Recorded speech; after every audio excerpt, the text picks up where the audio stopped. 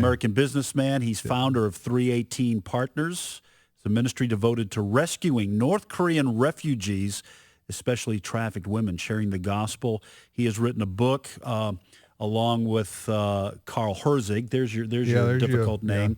Kim's one syllable, About the story of what he has done, his imprisonment in China.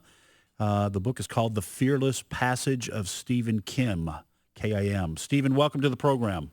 Okay, thank you. Thank you for inviting me in your program. Steve, hey, are you in a? You sound like you're in a whale. Okay, so I'll try to move to another room. Okay. Hey, you're sounding better now. Okay, very good. There was an echo there for your room. Anyway, Steve, as Ed said, thank you very much for joining us on the program. So the book is, as Ed said, is called The Fearless Passage of Stephen Kim. That is you, the true story of an American businessman imprisoned in China for rescuing North Korean refugees. Fascinating. I want to read this book and your story. But tell us a little bit, our listeners, a little bit about yourself. Okay.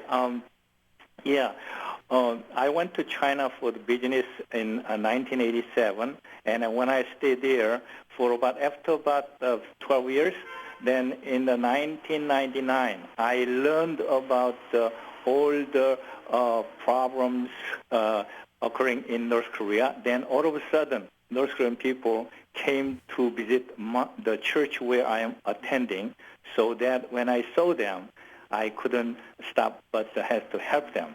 So when I began to help them, and then I had to, because there is more and more coming, so I had to take them out of the church because all the church people was afraid of the Chinese police, because if they got found, then the church might be closed. So I had to take them to my house, and later I rented an apartment, made a shelter, and so that was the beginning of the rescuing North Korean refugees. Then that resulted to me, after 4 years later, Chinese police finally they found me, so I got the 5-year sentence. Okay, to back up just a little bit here, because are you of Korean descent? Yes, I become an American citizen in 1981. Okay, so you moved here from South Korea? Yeah, from South Korea in 75, and then I do my business in New York. Okay, you do your business in New York, but you went to China to do business. Yes, in 1987, I wanted to have because I heard that China opened up, so I wanted to have a new business opportunity over there, so I went there. But my family still lived in New York. By myself, I just going back and forth. So this is what I did for. Okay. Yes. So I got you. I'm following you here. So then, while you're in China, you're going to a Christian church? Yes, there is the foreigners church was prohibited, but Koreans, because I'm a Korean, so the Koreans, they had underground churches in southern states. So I attended in the Korean church. I was the only one American citizen in there. Okay. By the way, just as a side here, South Korea has a high percentage of people there that are Christians. Is that right? Yes, in Korea, it's between 20 to 25% of the population is Christians. Probably second only to the United States, I would guess, in terms of percentages. Yeah, I guess so. And then they are the second, after the United States, they are second most country sending the missionaries to the worldwide right now. I'm talking about Protestant Christians here. Yeah. Yes. But so just one more question then, getting back to your story here. So I understand. So you're in China doing business. But you're an American citizen of Korean descent, and you realize that there are North Koreans that are fleeing, refugees. Yeah. They're fleeing the dictatorship, the brutal dictatorship. People are starving there, and so you want to help them. True? Yes. Okay. At that time, the situation was that in North Korea, and since 1995, that North Korean government doesn't have any more money to ration to their people. So North Korean people, they couldn't get any money from the support from the government. So many people began to starve to death. So we assume that is about 3 million people was died or missing because of the lack of food. So people, they realized that there's no to survive. They had to leave the country where the food is. So they heard that China has a plenty of food, so they crossed the river, came into China. But Chinese government, they began to arrest them and repatriate back to their country. So once they were repatriated, then they are questioned that if anyone who met the missionaries or foreigners or attending the church, they are classified as a political prisoner. So they are facing a severe penalty, some death penalty or lifetime penalties at the prison camp. So that's why they're afraid to going back. So many people, they try to flee China to the free country, the third country. So that's the time when I met them. We're talking to Stephen Kim, who's an American businessman. He's founder of 318 Partners. It's a ministry devoted to rescuing North Korean refugees. He has written a book along with the help of Carl Herzig called The Fearless Passage of Stephen Kim. Now, Stephen, when you would, at your church in China, when North Korean refugees would either come to that church or you would find out about them, you would help them. So you had a place set up where you helped them. But where did they go from there? Did you try to get them to South Korea? Did you try to get them somewhere else? How did you get them out of China?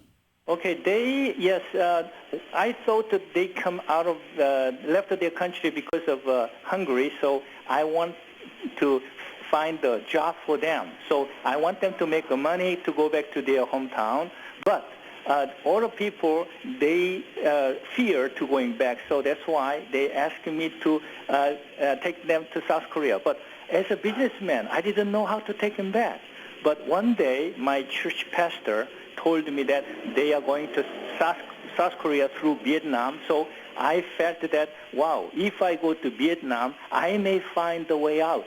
So I flew to the Vietnam, where I never been there, but because of the God's help, I met one Korean missionary there, and then through his help, I met one local Vietnamese, and then we made the agreement that I would send the North Korean refugees to the border, and then he will take them and to the church where I know. And then once they come down all the way down to Ho Chi Minh City, which is all the time called Saigon, and then from Saigon, they move from there to Phnom Penh, which is in Cambodia. Then once they arrive in Cambodia, then from there's another Korean missionary there, and then he will send them to Bangkok.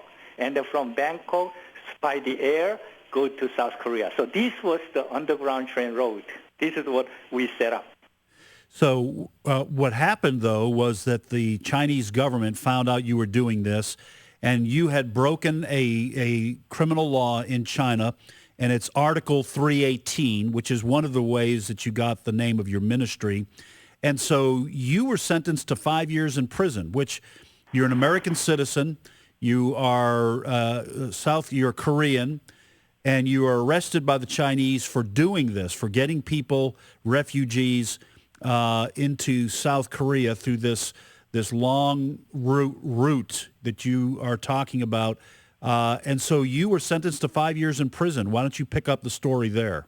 Yes, Article 318 of Chinese Criminal Code means that the one who helping the third parties crossing the border illegally or organize it. So this was the meaning of the Article 318. So they charged me Article 318 because they charged me as I was the human smuggler and then illegally send them across the border. So they sentenced me for the 5 years.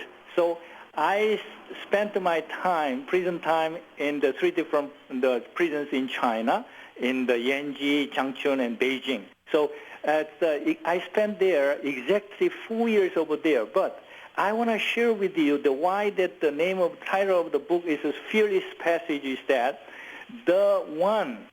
when I was arrested, and then the first day at the prison, that I met the living God, and then Jesus, and He was the really living God, and because He showed me so many miracles, and when I surrendered to Him, because many of the prisoners whom I met in the prison, everyone was thinking that it was unfair because they was arrested, they got the wrong sentence.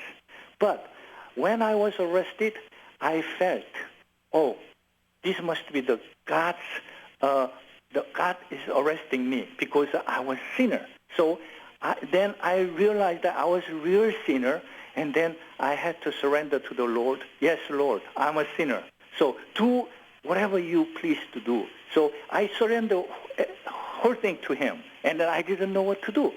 Then all of a sudden, there was the time He was beginning to speak to me, and so I was listening. I was, every morning I was meditating, and then I felt that He was in me, I was in Him, and then He was alive through His Word. So, and the first night, the second night I was to get up from the prison, the room, and then I found the one Bible there.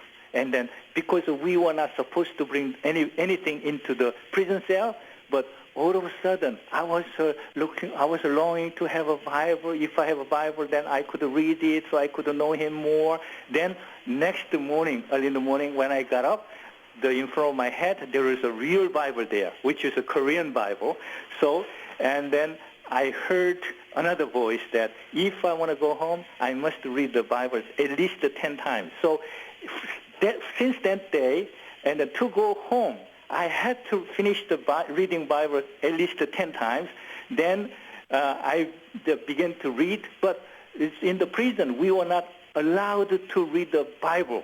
So that's why the prison guard and then the head of the cell leader, he is stopping me. So that was the beginning of the spiritual war. And then finally, that God helped me, and then I become the winner. And then since then, nobody touched me, so I could all the way. And the first time I finished the reading, it took me about 19 days. Then since then, when I finished up the 10 times of reading Bible, then that was the day the first prison gate was opened.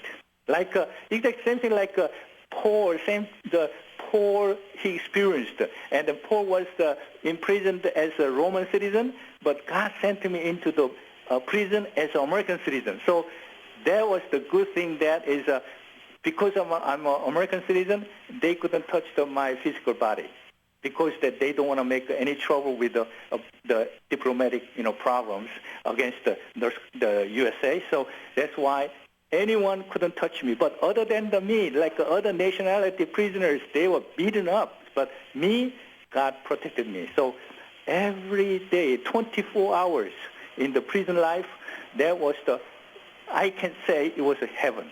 And then, so like wherever you live with the living God, that's the heaven. So I experienced the prison was real heaven because God was always with me. We're talking, wow, what a story. We're talking to Stephen Kim. His book, which is his story that he's telling us today in short form, is called The Fearless Passage of Stephen Kim, the true story of an American businessman imprisoned in China and for rescuing North Korean refugees. And